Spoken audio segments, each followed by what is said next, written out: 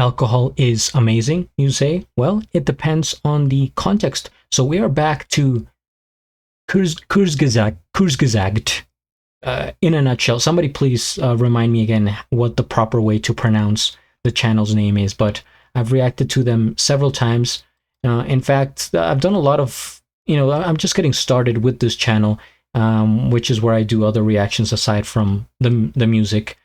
For that, just go to George the Cloud. This is two, but the other one is just for music. I'll have everything in the links on the descriptions. Ignore that tab that you just saw. That was something else. But yeah, excited to check this out. Let's see. It came out a week ago, and I'm behind, guys. I'm so behind on. It's impressive how many videos Kurzgesagt puts out. Because of the level of production that they put in the videos. It's impressive. Alcohol is the most a one per month type of channel, like one video per month. They put out one per week. Trying to catch up. Okay, let's go.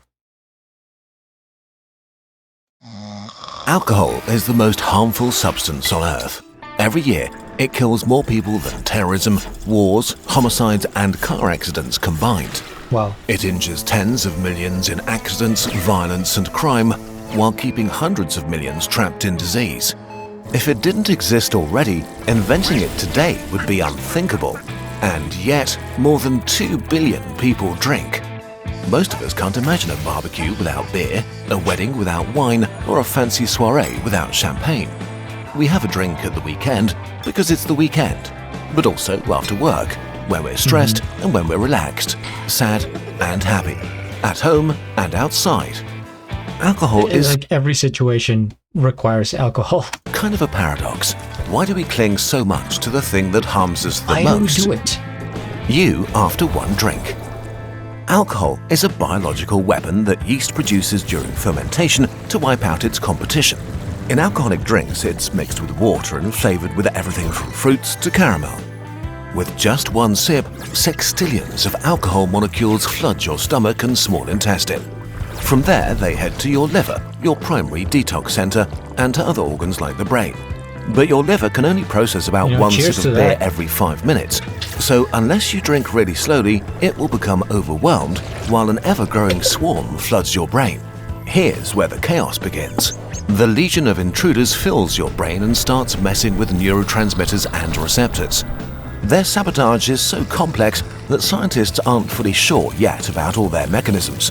But we know that alcohol numbs your neurons, making them slower, and disrupts their communication. This has several effects. It sedates you, melting away tension and stress.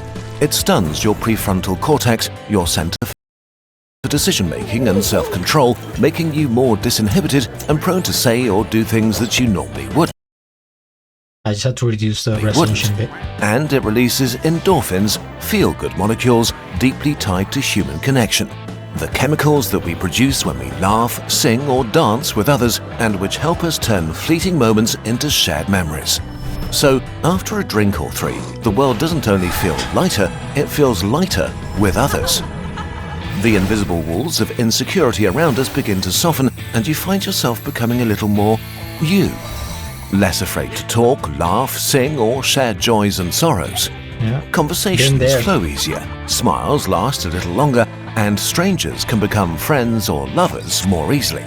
So, for a while, it feels like the weight of being human isn't yours to carry alone. Alcohol sits at a sweet spot of gentle relaxation, mild courage, and friendly companionship that makes it the perfect social lubricant. One that comes with the perfect social lubricant. I might start using that. Quite a few costs. Your body on regular drinking. What cost, man? For billions, these rounds. Your body on regular drinking. For billions, these rounds become more frequent over time. The occasional drink becomes a weekly habit, then a ritual every other day, catching up with friends or unwinding. And there's always this buddy who drinks way more and has a perfectly normal life.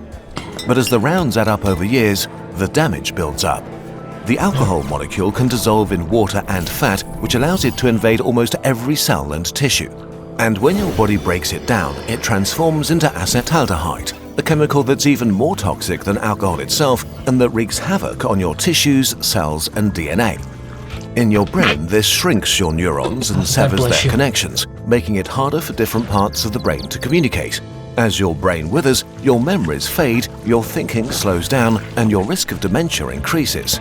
When and how your thinking slows down and your risk of dementia increases. Risk of dementia. When and how you drink matters. The younger you are, the wider the damage, and the more you drink in one go, the worse you'll make it. The human brain isn't fully wired until your mid-20s, so drinking before that age is like smashing wet cement before it's set. In 20-year-olds, blackout drinking episodes have been found to cause mental problems for up to a year, forgetting why you entered a room or having difficulty learning new things. Binge drinking in late adolescence is also one of the highest risk factors for early onset dementia. Then there's cancer. Just as smoking hits your lungs, alcohol causes 8 types of cancer, basically everywhere from mouth to bowel, plus breast cancer in women. Here, risks start at an average consumption of less than 1 glass of wine per day. Beyond that, risks increase. Worldwide, alcohol causes around 740,000 new cancer cases per year, leading to 400,000 deaths.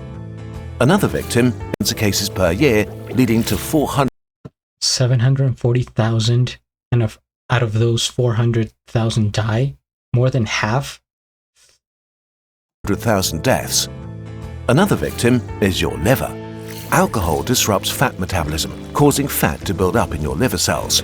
But this often has no symptoms, so you may go on drinking as your liver slowly turns to fat, swells with inflammation, and starts to fail. The final stage is cirrhosis. Your liver is full of scars and barely functioning. This might take over 10 years, but once it appears, it's largely irreversible. Every year, 600,000 people die because they have a liver destroyed by alcohol. Drinking also weakens your heart, raises blood pressure, and increases the risk of stroke and thrombosis. I'm getting nervous just watching this. Leading to another 500,000 deaths from cardiovascular diseases every year. In terms of looks too, alcohol damages cells around your body, including your skin, which looks older sooner.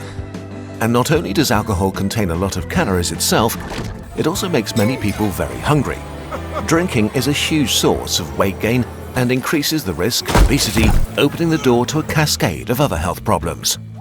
When scientists crunch these numbers, they see that health problems can start at about 1 beer a day, and that the chances of premature death start rising significantly at around 3 beers a day for men and less than 2 for women. If this sounds like a lot to you, maybe look around. In the EU, the average man drinks the equivalent of almost 3 beers a day. The average woman... 3 beers a day? How much are you guys drinking? Comment down below, I'm curious.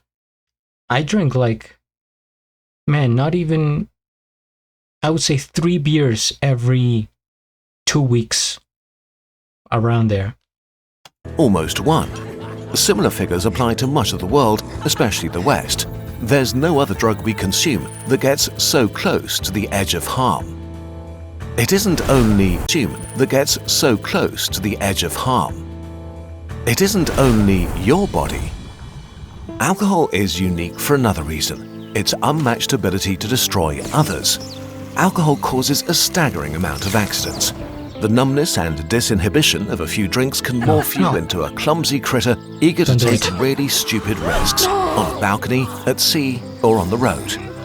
Every year, alcohol-fueled accidents kill 500,000 people, 300,000 of them in car accidents.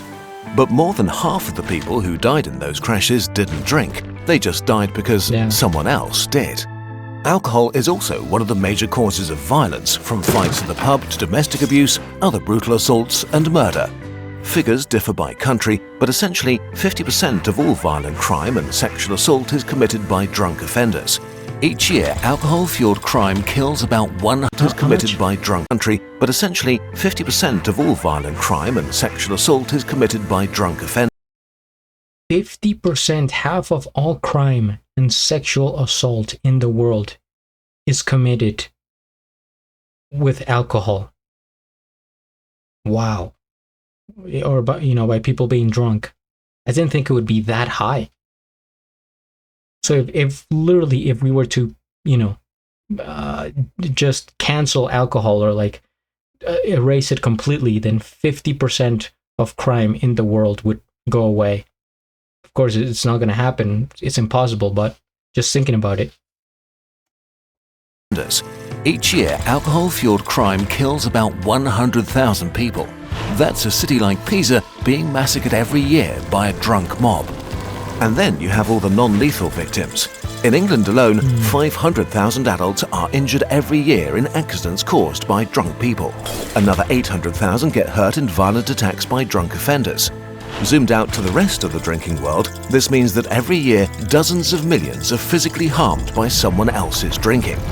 The most innocent bystanders are the 600,000 babies born every year with fetal alcohol spectrum disorder, a devastating lifelong condition caused by drinking during pregnancy. Alcohol is nothing short of a global catastrophe. The final toll, the hijacking of 400 million lives. When your drinking escalates to a point that it causes real harm to yourself or others, you've crossed the invisible line to alcoholism. An estimated 400 million people, 1 in 14 adults, are in this territory. The line is very fuzzy and varies from person to person, but if you consistently drink 8 beers per week as a woman, 15 as a man, or 5 on the same day, you've either crossed the line or are dangerously walking towards it. Of those 400 million, more than half have fallen into an even deeper trap: dependence. When alcohol has become something that you physically or psychologically need. In Europe and the Americas, 1 in 20 adults are caught in this web. The stereotype of alcoholism is one of extremes. A homeless person clutching a bottle or an always drunk father shouting at his kids. But it can be far more silent. A US study found that up to 50% of all alcoholics may fly under the radar. They come in 2 main groups: unproblematic young adults and middle-aged professionals with successful careers and families. As one of them, you'll show no antisocial behavior. You'll fulfill your obligations. You'll probably have no diagnosed health conditions. But on average, you'll be having 4 beers a day and will get drunk every week. And neither you nor your family may notice. No one questions a drink at dinner, after work, or at a party. But it's exactly that makes alcohol so dangerous. No other drug is so widely accepted, casually consumed, and easily ignored. So, okay, how did we come to this? A pact with the devil. We made a pact with alcohol to help us solve one of the greatest challenges of being human. Human interaction is messy. We long for closeness, but we're also anxious, awkward, and wary of each other. Am I talking too much? Do they actually like me? What if I say something stupid? There are many ways to navigate this. Alcohol is not the solution, but it is definitely one of them. It is a real and effortless solution to the problem of connecting with others. Studies confirm what we've known for millennia. Modest quantities of alcohol help strangers bond. And individuals who drink moderately and socially tend to have more friends, closer friendships, and higher levels of trust in others. So if we want to step away from alcohol, we need to be honest about what we gain from it. For millennia, we've been giving it our health and years of our lives. And in return, alcohol gave us confidence, connection, and celebration. But right now, this is changing rapidly. Younger generations, and especially Gen Z, are drinking far less than their parents did. In the US, the share of 18-year-olds who have ever tried alcohol has dropped by 25% in the last decades. Binge drinking in adolescence has plummeted by 50%. And even in countries like Germany or France, where beer and wine have always been part of the cultural DNA, alcohol consumption is falling. And that's a victory. Fewer accidents, fewer hospital beds filled, fewer lives quietly derailed. But at the same time, other things have been falling too. The share of young people who see their friends almost every day has plummeted by 50%. Attendance at parties has fallen by 30%. Dating and casual sex have fallen by a similar amount. All while loneliness and mental health issues have skyrocketed. There are many different reasons for this, from COVID to social media. But the shift in which drugs we consume is probably not totally unrelated either. Drugs like weed have gained ground massively, and in contrast to drinking, smoking weed tends to make many people less energetic and likely to do things, more socially awkward, and especially if you use a lot of it, more lonely. Alcohol has been a powerful and influential tool for sharing, celebrating and enjoying life with others for thousands of years. If the West is on the path to drinking less, we might also be on the path to something completely new, a future where we connect and rejoice without a poisonous chemical crutch, or at least without this specific one. It's up to us to figure out what comes next. There are so many other ways to strengthen your confidence and make connections. By doing the things you're passionate about, by working towards the future, by investing time into your dreams, like starting your own business. With the help of today's sponsor Odoo, a business management software, you can do the first step of starting a new business in 3 minutes. Don't believe me? I bet you $5 and you and I will do it together. You can try Odoo for free by clicking this button here. The first application stays free forever with unlimited... Okay, I'm going to skip the ad. I'm sure you guys have seen it. Let's see here.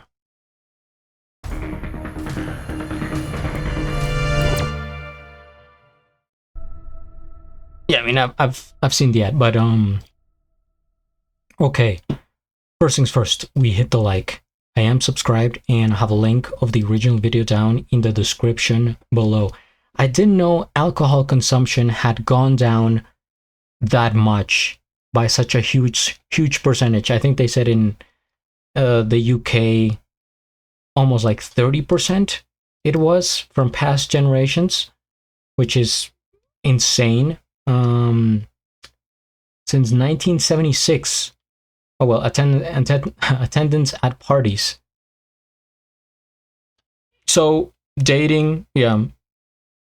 I think overall it's a win. Well, obviously, like they described, there's a lot more harm to alcohol than there is positive. It was interesting how they pointed out that, you know, throughout humanity, it helped, humans build more connections, socialize, go to parties, kind of, create that sort of space for relationships. Like, sure, I guess in that way, and it will continue to be the same, right? But the consequences are far greater. I mean, literally, the way they were painting this is as if alcohol affected you negatively in every single way, right? Every single organ. Like cancer, you can get 8 different types of cancers, car accidents, drinking and driving, domestic violence. Man, the saddest one, babies that are born with the disease or that syndrome because their pregnant mother was drinking. It's tragic. It's just literally tragic and disturbing. So all in all, I guess if they're saying that alcohol is going down, then we are doing better as a society. At some point, I think it does correlate with the different stats that they were mentioning, like less partying, less dating, less, going out. Sure, but not necessarily by a huge percentage. Like, I don't think less alcohol has been the contributing factor to less dating, for example. It's social media and technology, at least the way I see it, right? Like what we're doing now, the virtual world is what's separating us from real life contact, not alcohol. I don't think, at least not majorly compared to social media and stuff like that. It will be interesting, to see what happens to society in general as that is continuing to go down. But that's just going into a whole different topic. And I think the big topic that they covered here in that aspect of like, dating less, meeting people less, therefore reproducing less, it was leading to South Korea being over. So that has been one of my favorite videos from this channel, and I think they really explain it there. But for now, okay, I think it's good. I guess I will continue to cut down on the alcohol. I was thinking they should make a video explaining the different varieties of alcohol in drinks and their severity.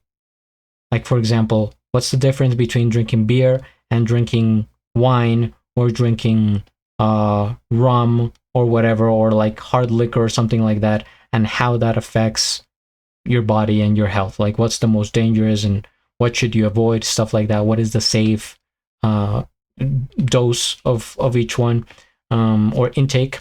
But yeah, thank you guys for watching. If you have more suggestions, comment, hit the like, subscribe, and at the end, do a flip. Till the next.